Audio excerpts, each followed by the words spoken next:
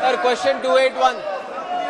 माननीय मंत्री जी, अध्यक्ष महोदय, उत्तर सभा पटल पर रख दिया गया। अन्य सदस्य।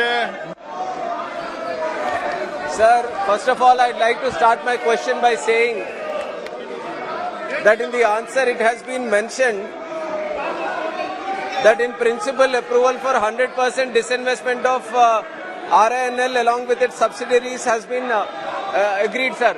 But I would like to say that we, on behalf of the people of Andhra Pradesh, totally oppose the 100% disinvestment of this plant. The central government also needs to understand that 16,500 farmers donated to the tune of 22,000 acres for establishment of this plant, sir. The central government didn't come to Vizag to establish the plant. The people of Andhra Pradesh, not just present Andhra Pradesh but including Telangana, all the Telugu people fought so that the plant will come to Andhra Pradesh, especially Visakhapatnam, so that the people, the youth will get jobs, sir. 16,500 farmers में से 8,200 लोगों को ही job मिला है. 8,300 लोग अभी बाकी है, sir. Then how will the central government ensure that these 8,300 people will get jobs?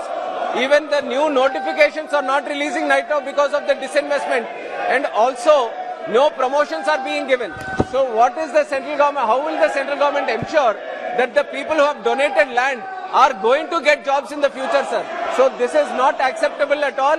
We totally oppose the 100% privatization of this plant, sir.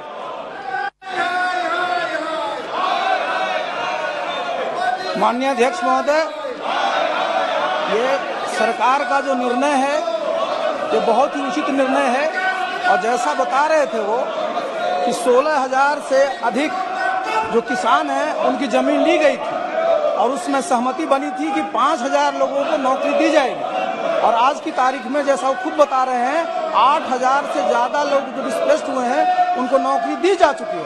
इसके अलावा भी उनको जितनी तरह की और सुविधाएं हैं उनको उसमें कंपनसेशन दिया गया था, उनके आवास की सुविधा दी गई थी, उनके और भी जो है RINL की तरफ से हर एक फैमिली को 1750 रुपये दिए गए थे।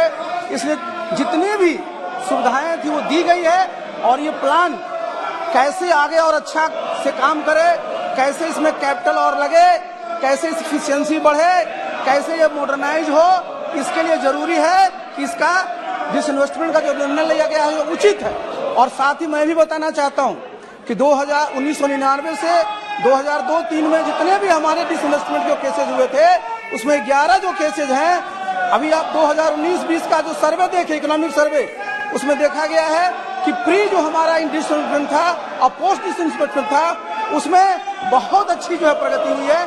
इसलिए ये सबके हित के लिए है और इसलिए इसका फिर से पुनर्विचार करने की कोई आवश्यकता नहीं है। Sir, once again, I'd like to request the central government to rethink on the disinvestment, sir. Even there is no clarity in the answer also. It is saying 100% disinvestment, and it also says that no decision yet on mode of transfer of land has been taken, sir. What is happening, sir? We don't understand what exactly, how is it going to happen? And my second question will be, sir, because the minister himself is talking about betterment of the plant, of making it more efficient and all, then why hasn't the central government accorded any captive mine to the Visakhapatnam steel plant? Whereas in the sale, sir, there are 14 captive, non-captive mines are there, and 3 iron ore mines have also been allocated. Then even the standing committee has also at one point of time recommended that the captive mine has to be given for RINL also. But for so many years it has not been accorded. Then if really the central government thinks about improving the efficiency of the plant, improving the profitability of the plant, why hasn't any captive mine been allocated to Visakhapatnam steel plant, sir?